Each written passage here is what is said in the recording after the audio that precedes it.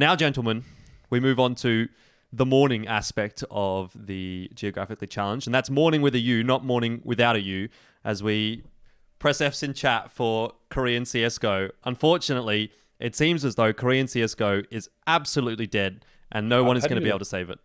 How do you do the F thing at the end? Is that... No, that's not how FaZe does it. That's backwards on my screen, Pilsky. Whatever. Everyone gets the point. Everyone gets the point. The point is Korean Counter-Strike is dead. It's a little sad. It's a little sad. I wish I had a drink of whiskey here to sip while I'm talking about it. It's kind of sad because the best Asian team to touch Counter-Strike was a Korean team 1.6, right? Solo and gang. And then you see CSGO happening, and then it took a while for Korea to pick up CSGO, but when they did, for a moment there, as we all know, it looked promising. It was getting us hard. It was like, yeah, boy, the Koreans are back, right? And I guess it makes business sense. If you look at Korea as a video gaming country, as an esports country, they do operate outside the normal hive mind of what esports is supposed to be in the rest of the world, or for that matter, even Asia, right? They're so very unique in the way they operate and the games they play and how it works for them. So if all these orgs, being Riot and their presence in South Korea being massive, look at League of Legends, that's kind of obvious. They're obviously going to be pushing Valorant in a very heavy way. The only server right now in Asia for Valorant is in South Korea. That's how much of emphasis they're putting in South Korea. Meanwhile, Valve never really pushed for CSGO in South Korea at all, ever. Apart from that one minor that happened in Seoul, nothing else. I don't even think it was in Seoul. It's one of the other cities, if I'm not mistaken. But yeah, that's a difference in approach of Riot and Valve when it comes to South Korea. And the thing is, you need to make these pushes in certain countries, especially in South Korea. And it makes 100% sense for me for these players, because let's be real here. They were already losing, their jobs in the orgs. Orgs are switching over, and as an org as well, why would I want to have a team of players who aren't really going to achieve much because of lack of competition, lack of talent? Like we said, running joke is there's a talent pool of 15 players in South Korea. There's not much you can do with that. That is just ridiculously small. So F's in the chat. It's a sad day for South Korean Counter-Strike. Hopefully, in the next iteration, we'll see a South Korean team doing well again. But I do believe this is it for them. But I do wish them good luck, and I hope they do well in Valorant. I hope they at least show that Asian FPS is a thing. Yeah. Definitely. I want to give some context here. And by the way, F's in the comment section below. Help us out with the algorithm. Thanks, boys. No, I want to give some context as to why we're sort of talking about this, right? Because this has been like a slow burn, Obviously, Blair, you mentioned MVP moving over to Valorant. We've just seen Lakia and Jinx have departed the Lucid Dream roster, which was a roster that we were kind of excited about. Obviously, they failed in Road to Rio. Now they've announced that they're moving to Valorant as well. Zeta is no longer playing with Tai Lu. He's currently on the bench. I guess not playing Counter-Strike. He may be playing some Valorant on the side. He hasn't necessarily officially announced any kind of move over, nor has Zine, who, as I believe now, is the only currently competing Korean player remaining in Counter-Strike Global Offensive. Obviously, he's playing for BTRG. So I think if you guys can't think of anyone else, Zine is the only player still remaining from Korean Counter-Strike. And I had a little bit of a look back as well, and just to sort of try and see whether or not maybe there was a few players that we haven't seen before that are still playing. Not even that, right? I looked in the DreamHack Spring qualifiers. Not a single Korean team or player was trying to qualify for that. There was tons of Mongolians, tons of Thai teams, even some Vietnamese teams. Come on. And not a single Korean player at all. So they've all gone to Valorant. And it really now to me, Pilsky, feels like we're at the end of an era. I don't think Korean Counter-Strike comes back from this. Well, it's interesting, right? Because, if you want to summarize it, no one ever asked for Korean CS. It came... They had that MVP team with Argency and Zine and all those blokes or whatever, and then they had that Gosu team. But the thing that sort of revived it was the 1.6's return to Go, that really sort of ignited things and got people interested again, and that's what it actually took to get that fire burning. And I think last year we had the Korean super team with MVP PK or very close to it. Yeah. And that we basically got what's the word? Jail baited, essentially. I got edged by that, I think it the word really is got cucked. the climax. You got cucked.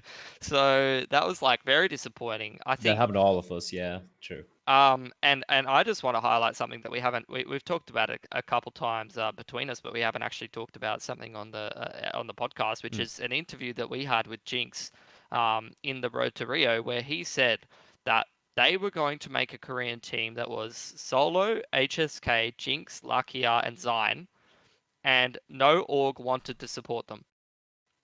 That's why they didn't make that team. They couldn't get org support. They couldn't find anybody that were interested in picking them up. So at the end of the day, I mean, the players did want to give it another go.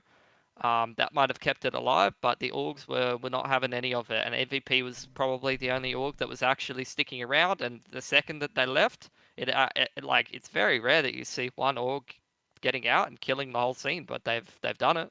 Yeah, it's really unfortunate. And I totally echo your thoughts as well, Blair. Like, I really hope that these guys are able to find a good career in Valorant, because a lot of them were incredible players to watch. Like, as individuals, they were quite exciting, even as a roster. And I got along with a lot of them as well. You know, I obviously didn't have great chats with them a lot of the time, but, you know, when I did get to meet them and when I did get to talk to them, they seemed like good guys. So I think, you know, the Southeast Asian, or the Asian scene in general, is just a little bit worse off for not having the Koreans playing in Counter-Strike anymore. Yeah, I mean, it is what it is. I'm surprised that none of the Chinese orgs were looking to pick them up, right? Yeah. And I'm sure they'll reach out to some of the Chinese orgs. I don't know what really went down there. The South Korean orgs are picking up Counter-Strike. That's not a big surprise. It's been a thing for a while right now. But there's so many Chinese orgs, and that lineup you just mentioned is better than 90% of the Chinese teams out there.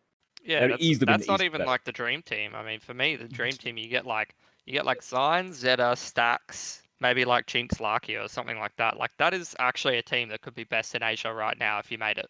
If you made that team tomorrow, that could actually be best in Asia. And it's wild how not a single Chinese org were looking to pick them up. I'm sure they would have reached out, or it would have been heard. Like, you tend to hear this when you're involved in the, you know, as an org or as a team owner or whatever, or the players be telling stuff like, hey, you know, there's this team out there, want to pick them up. And that's how it works in Asia. And I'm surprised no one picked them up. So, well, it is what it is. RIP to Korean Counter-Strike. I'll see them again in 2023 when Source 3 comes out with Counter-Strike 3. Let's fucking hope so. Yeah. I mean, we've seen it. I can't wait to see them in Valorant, to be honest. Like, I mean, I'm sure we'll keep a little bit of an eye on that game or whatever. I think I was already watching a podcast the other day where Thorin was saying that everyone who thinks they're going to be successful in Valorant's fucked because there's a Korean server on Valorant. And I think if half of these players start to play it, or some of the guys from Overwatch, or, you know, Korean players in general, if they get hooked on this game, I mean, they've already got a couple of players who've got some translatable CS experience. They've got some veterans who know how to play a CS-like game in combination with players who know how to play Overwatch at extremely high level, and the work ethic and the orgs to support them, the established scene. I think I would agree with that. I think everyone's fucked. I think the one reason I'm excited there is one thing I've always harped on about the Korean, like the old Project KR guys, was how they never really had any information dissemination amongst the Korean players when it comes to Counter-Strike. There's always the five of them. It was Bale, Glow, Solo, those guys, right? Always together, never really helping the newer generation to rise up. And it only happened much later when MVP, PK, and MVP kind of like melded together. Then we had like Zyne, Zeta, and all these guys play with the likes of Solo and Zeph and these boys. And that's how we saw the entire scene rise up, because the old guys, they started like telling them how they approach Counter-Strike, their philosophy of Counter-Strike, that elevated their level. And unfortunately, the pool of talent was so small in South Korea that it remained stuck in that bubble of 12, 15 players. Now with Valorant coming in, and I'm telling you, it's going to explode in South Korea. I can just feel it, just the way Overwatch did. If that happens now, imagine, forget you know, Solo and the old guys, who obviously will have a great impact. Then you look at even people like Zyne and Zeta, people whose opinions I really respect when it comes to Counter-Strike, and they're young as well. Imagine now they can pick and choose from all these freaks who are going to be sitting in PC banks for like 18 hours, just wrecking people. I agree with Thorin. I 100% agree with Duncan that this is if you're like some watched up Counter-Strike player in North America thinking you're going to make it and be a top 1, top 3 team, watch out, boys. The Koreans are going to be coming for you. You're going to get cooked. Absolutely cooked. It's the vindication that we've been waiting for geographically challenged, where we're no longer geographically challenged. I don't care. I'll take it. Everyone else is geographically challenged now. Get fucked.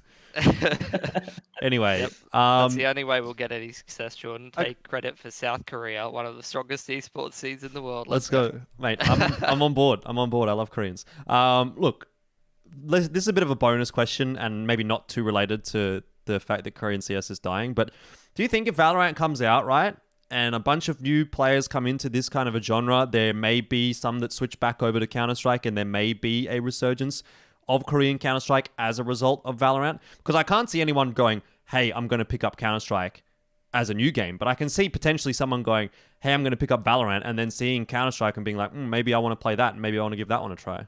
I think that's a very good point, and I think it would be applicable to the rest of the world. I feel like that's going to happen a lot. Lots of people are going to be like, "Oh, this is cool. This is Valorant. I don't really play FPS games. This is League of Legends. This is like Riot's made it, so we're going to try it out." They're going to try it out, and then they're going to be like, "Oh, what's this Counter-Strike?" They're going to face a lot of Counter-Strike players there. Oh, let's try Counter-Strike. That might really click, and I do believe that's going to happen in the rest of the world. Korea, I don't know. I still believe the PC ban culture is so very strong even now. I know that the culture has kind of changed in South Korea, where people now have their own computers, personal computers at home, so they can, play the games they want. But at the same time, I think the PC ban culture really defines how gaming or esports culture is in Korea. So even if you have your own PC, you want to play amongst other Koreans, and everyone who's playing PC bans, like, oh, we're going to play Overwatch or Valorant. They're going to play Counter-Strike with you, right? So even though I agree that people might be curious about it, just the lack of presence of Counter-Strike in these PC bans just might prevent that thing from happening, from transpiring. I would love to see that happen, but I feel it's just a nice dream to have. Do you have any input there, Pilsky? Yeah, I think it's much less likely to happen in Korea because, PC ban culture. Also, they seem to care a lot about organ developer support. So, I mean, that's going to be a big barrier. And the thing is, like, look, we're talking about how sick Korea is in Counter-Strike, or some of the Korean players are in Counter-Strike at the moment, the potential that they have. They didn't just come out of nowhere, This has been 3 years in the making, back to when the PK roster returned, including, all the hard work that was put in by that MVP roster before. Once they start committing all of that into a new game, there's not going to be any stepping back into the Asian scene and being capable of what they are at this current moment in time. That's going to be a setback that they're going to have to take time to overcome once again. So I feel like the window for Korean CS was last year. Maybe it's even starting to slip now, So I think they've already kind of missed the window by committing to Valorant, and I don't think it's going to be possible to be able to reclaim that unless they're going to put in some hard yards down the road. Definitely. Anyway, that is that. And I will say, obviously, I think all of us wish the best for those guys moving over to Valorant. And if there is one thing that's going to make me want to cast Valorant, to be honest, it's actually going to be Counter-Strike players moving over to Valorant and seeing those storylines. I'll cast whipping out whatever the equivalent of the orb is and just fucking up some Americans. Let's go. Yeah, like as far as I'm concerned, we need to get service first, boys. Let's be real. Yeah. I'm not like overly like hyped and crazy about the game like everyone else seems to be. Like, I still think there's a fair way to go for it, and I'm still very much of the opinion that Counter-Strike is, at least at the moment, looking like the better game. But if a lot of these players move over, I think the storylines definitely deserve to be told in their entirety, right? It's not just going to be let's start the storyline from Valorant, let's continue the storyline over from Counter-Strike. I think that's really important. So I think it's such a sick storyline, and it has so much potential to just go away so easily. Yeah. Well, maybe there is a world where we have another podcast talking about Valorant one day. We'll see where that ends up. But for now, we're going to put Korean CSGO to bed, although it seems to have already done that for itself. Good night, sweet prince. Rest in peace.